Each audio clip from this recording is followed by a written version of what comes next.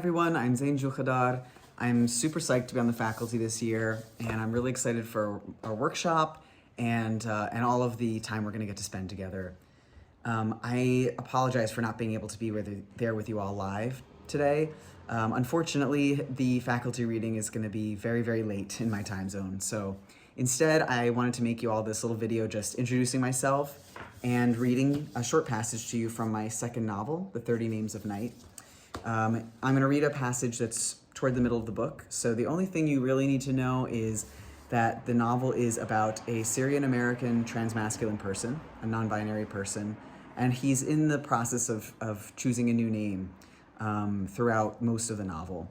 He's also in sort of secret, unrequited love with his best friend, who he hasn't seen in about 6 months, because he's avoiding him because of this very awkward crush.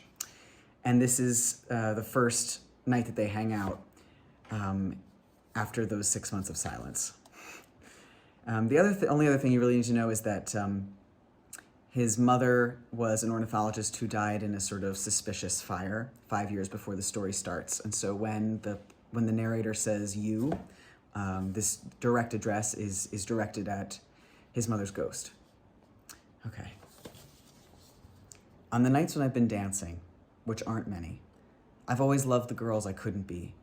The ones with arms open, those sneaker dancing, thunderstorms in their blood girls whose soft wisdom was a flood. Sami and I roll up to the bar in Bed-Stuy, an unassuming building next to a masjid and a grocery store, blue neon buzzing in the window. Inside, televisions play music videos full of pastels and neon, and people in bright leather jackets, trucker caps, bangles and mesh, glitter and hair piled atop their heads fill the space. Someone slides past me in a purple mesh tank top and glitter eyeshadow. Couples make out in the back booths, sipping vodka or soda or some kind of blue concoction dreamed up by the bar staff. Sami pulls me onto the dance floor, and I don't protest, although I want to. God, I've become just like the white boys at middle school dances. The boys by the wall, earthbound boys, wing-severed boys with stiff bodies. There's nothing behind the door in my chest that should uncage the kind of feminine softness I should have, the kind you told me would settle into my chest and my hips. It never did. I don't dance, I yell to Sami above the music. Dancing is a myth, Sami says. Sami dips his chest and lifts his hands, and he is not dancing, but trying to fly. He is testing his body in the wind, feeling the weight and breadth of it. My heart is a new bird throwing itself against the space he is taking up. There are no long-legged white girls around us, no pale, over-cologne boys snicker flirting with the bartender. Instead, all around us, there are brown and black bodies marked with glow paint and tattoos. There are micro-minis and leather short shorts and calf-length dresses and pleated faux silk atop unshaven legs.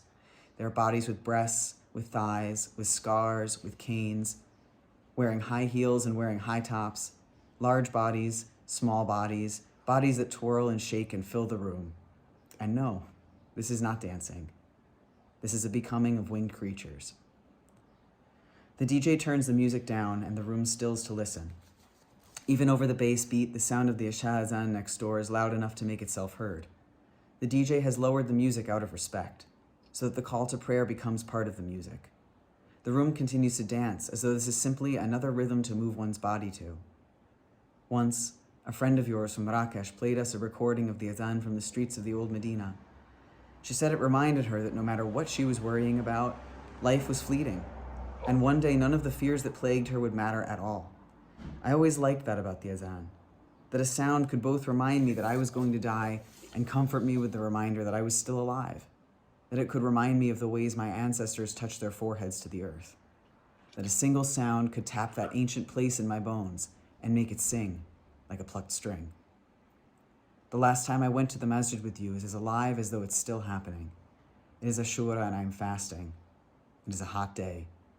I put on my abaya, wrap my hijab, walk with you up the stairs to the women's room, take off my sandals and set them in the cubby, and inside the carpet meets my hungry toes.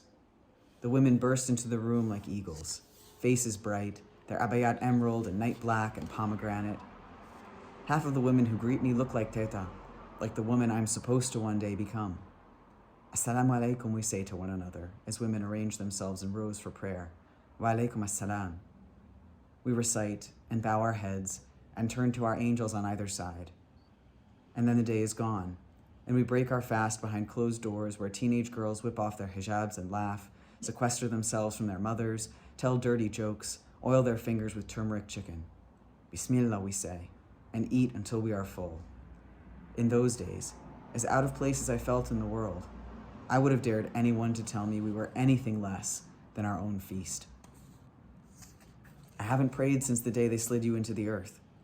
Your grave faces a copse of pines that separates the cemetery from the homes of rich families who don't want to see the dead and the grieving. We buried not a person but a continent that day. We're made from clay, after all, aren't we? And underground springs and threads of copper run in our veins.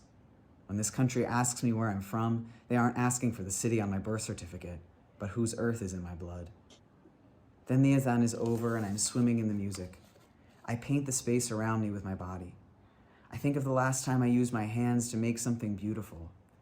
As long as my body was not for myself, I stopped allowing myself the luxury of wanting.